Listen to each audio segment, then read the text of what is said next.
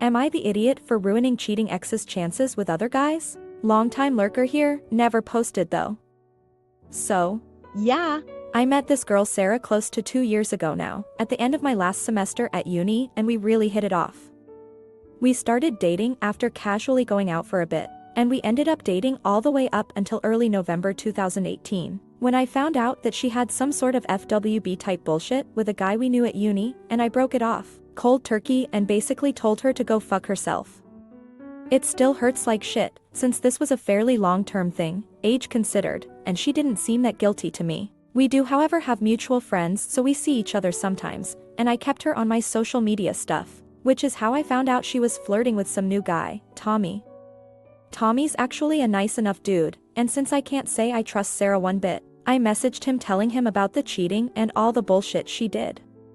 He didn't believe me, but we met last month at a party, in which I pulled him aside, and told him all about her, and by the end of it, he seemed pretty turned off on her, and he cut it off a few days later. Despite this, and the fact that things seemed somewhat serious between Tommy and Sarah, she had a new guy just last weekend, at another party. This guy was pretty decent, and when I caught Sarah looking my way with a shitty expression, I just lost it, and told this new guy all about her. They got into an argument, him saying something about diseases and storming off. The room was divided, some were on my side, some were obviously pissed at me, and Sarah was furious. She basically went on a huge rant about how I'm a jealous asshole who can't let things go, and all this shit about me being controlling and possessive, so I just kind of left in the middle of her lecture. She's DM'd me on a bunch of apps, basically berating me / asking me why I did that, to which I've not really responded outside of a K or a thumbs up. A couple of her friends have said similar shit, and called me sexist and all that bullshit. So, is she right? Am I a possessive asshole, or was I in the right? Comment 1. Cheating is crappy and wrong, but there's a difference between getting cheated on and getting abused. One really hurts and can get you STDs, the other can kill you. Just because someone does something that emotionally hurts someone doesn't count as abuse. Maybe tell your friend your ex is a cheater if they're trying to date them, but telling random strangers constantly is spiteful and childish. Comment 2. There's a difference between emotional abuse and cheating. Abuse has intent to harm and manipulate, cheating seeks to satisfy a need. Both are wrong but very different. At some point informing other people the person's a cheater is overkill and unhealthy. Now for the next story. Am I the idiot for my ex, 28F, cheated on me, 32M, and now wants me to pay her? I, M31, met my ex, F28, in early 2019. She wasn't my usual type at all, but after chatting online and meeting shortly after I fell for her, hard. She had a daughter, 5 years old when we met. It took a little while but we bonded incredibly well. I loved her as if he were my own and I believe it was mutual. When we first met, my ex really didn't have a lot going for her. She had never worked, lived in a horrible flat and had no stable income at all. To give you an idea, one mattress between her and her daughter, one small broken TV in the living room and no other electronics at all, fridge and oven didn't really work. Very basic living. My friends and family warned me off of her, due to hearing stories about her old party lifestyle and guys ECT. I ignored all of this as I really couldn't see any of it. We had discussed her past and she was open about it and said it was all situational and that it wasn't her anymore. Within 6 months of being together, I had got both of them passports and taken them away for 3 weeks. Neither had ever been abroad before. I slowly sorted her flat out, buying TVs, new fridge and oven, actually just all new kitchen appliances, new beds and mattresses, heating ECT. She also got a little job, working some evenings at a pub, whilst I looked after her daughter at home. It was honestly an amazing relationship and we didn't have a single argument of issue for at least 18 months. Around 18 months after getting together she was showing me something on her phone and a message popped up that just didn't feel right.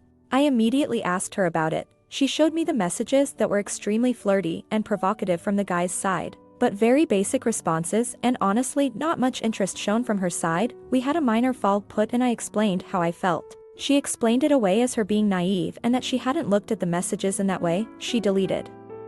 The guy in question told me I could check her phone whenever I want, which I never did. I told her that would mean I don't trust her and therefore what would be the point in being together. Later that year, I finally had enough money put away to make a property purchase. I bought a house. Everything in my name and not involving her, with the plan of it being our family home. There was a lot of renovation work to be done to get it to a livable place, and I planned on doing it all myself. So we knew it would be a while. We planned for it taking around a year. During this time, she put a little money into the house to help. Not much, but more of a token gesture as she knew I was doing it for the three of us. She also helped with labor doing bits in the house. Fair play to her here, she really did put the work in. Around 9 months after getting the house, something in our relationship just felt off. You know that feeling in your gut that just screams something is wrong. So I asked her about it. I explained that we had little to no laughs or jokes anymore, meaningful conversations and little sexual contact anymore, and that after working a 70-hour job a week, working on the house and working out daily, I really felt the relationship was lacking. I even went as far to tell her that for the first time in 3 years I'd seen a girl in the gym and thought she was attractive. I said that never looked at another girl before and that's why I needed to tell her about it. I said I felt like I wasn't wanted anymore. I also mentioned to her that after nearly 3 years of being together and her never wanting to go out partying, or having late ones after work, suddenly she was finishing late weekly and wanting TK go out every other weekend, all whilst I stayed home and looked after her daughter. She assured me that none of this was the case and that it was just her. She felt tired and knew she wasn't making an effort more. 6 weeks later, after yet another late night at work, she came back home, quite drunk and just seemed so off. It felt like she had done some drugs. She was just all over the place, very scatty and energetic. After a bit of talking in bed, we fell asleep. I woke up about half an hour later to her phone going off with a fair few messages. She was sleeping drunk so didn't wake up. I know I shouldn't have and I never had before, but I grabbed her phone and had a look at it whilst I went to get a glass of water. My heart dropped. She had been sending a guy she worked with dirty pictures and messages, and many messages were deleted. But the clear outcome was that she was cheating on me. I went back to bed. I didn't want to have a row whilst she was drunk and it was the middle of the night. But as I got back in bed she woke up and I couldn't contain it. I showed her the pictures and texts. She just sat there, silent, staring at me, but really looking right through me. I slept on the sofa. In the morning she got her daughter to come and wake me up. She didn't even leave the bedroom and didn't say a word. I tried to call and text her throughout the morning but nothing until a few hours later, saying my stuff was outside to be collected and that she had a shift tonight so she needed a nap. I was devastated. I went and collected my stuff and included in it were her set of the keys to the house. 4 days later, a friend's girlfriend bumped into her while she was out for lunch with the guy she had been messaging. I confronted her about this. She told me I had mental health issues and that it was all in my head and that he was just a friend. She ended it by saying that it was definitely over. Trust me, I had already made that decision at this point. I missed and still miss her daughter like you wouldn't believe. I tried to get some contact, but I had no legal rights and there was nothing I could do. It still breaks my heart to think her daughter must have thought I abandoned her. Now 1 year on and after counseling because of my horrific trust issues now, I received a message out of the blue from her, saying that she thinks I owe her some money and could I start paying her some money monthly for what she put into the house. Now don't get me wrong, she put a little in, but not enough to justify any sort of repayment and labor cannot be paid for as that was an act whilst we were together. Also, if I add up everything I did for her daughter and her flat, it far outweighs anything she did. Also, as previously mentioned, everything is in my name, nothing in hers. Comment 1. You should talk to a lawyer just in case. Because if she have proof of putting money into the house you can maybe have problems in the future. And for the moral part, no, she has absolutely no right in that house. And the reason she's contacting you it's cause probably she's fucked up right now. Just ignore her, you own her nothing. And come on, there's no reason to have trust issue. It's just that next time everyone and everything point out that someone is a bad person, you should listen to them, you know. Comment 2. My ex did the same thing and I went through a lawyer also. Works out I could have paid him 1K, but for everything I paid for his old place he owed me 12K. He dropped off the scene again very quickly. It was also stipulated cause he got inconstant 1.5 years later he had zero valid claim by they've, but because he was trying to make one made my 3 years previous open to reclaim the 12K. Oh, it was joyful seeing him squirm. Now for the next story. Am I the idiot for accidentally exposing my best friend's cheating and becoming the worst best friend ever? My best friend recently confided in me that she's been cheating on her long-term boyfriend for the past 2 months. Initially, I advised my friend to end the relationship, but she hesitated, citing her family's approval and her desire to keep their newfound pride in her. Feeling conflicted, I expressed my guilt to her, as her boyfriend is also my friend and I was the one who introduced them. A few weeks later, her boyfriend approached me for help in choosing an engagement ring, and I panicked. I immediately called my best friend, urging her to come clean before he proposed. She agreed to end things with the person she was seeing and asked for my assistance in supporting her boyfriend. While at the jewelry shop, I forgot that I left my phone in the car.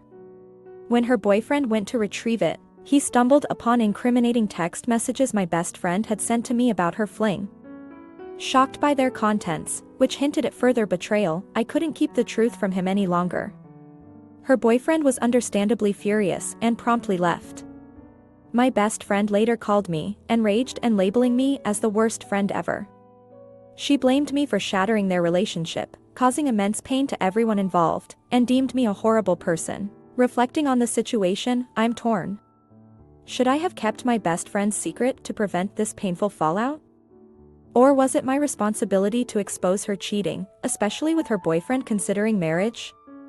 I'm filled with remorse and questioning whether my actions were justified. While I never intended to destroy their relationship or hurt anyone, I understand the profound impact my words had. Edit. I want to address some of the most common questions I've been getting. First off, we're all 20 years old here, and in our culture, it's not unusual to be engaged at this age. Just wanted to clear that up. Now, about how he read the messages and why I didn't tell him earlier. So, I needed to show the jeweler a reference for a ring I thought my friend would like. I realized I didn't have my phone with me, and my friend offered to grab it from my car while I checked out other rings. I'm not exactly sure how he saw the message. My phone automatically opens when it gets picked up. Unfortunately, he came across the WhatsApp message that said, "Back to vanilla *X again, sad emojis." That's when he confronted me, and I had to explain about the affair. Now, I know some people think I planned this whole thing, but I promise you it was just a crazy coincidence.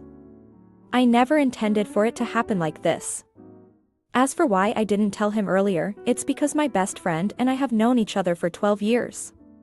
We've been through thick and thin, and she's always been there for me without judgment. I thought I owed her the same loyalty. I realize now that I made a mistake and should have told him the moment he mentioned the engagement. I have apologized to him, but I haven't received a response yet. Comment 1.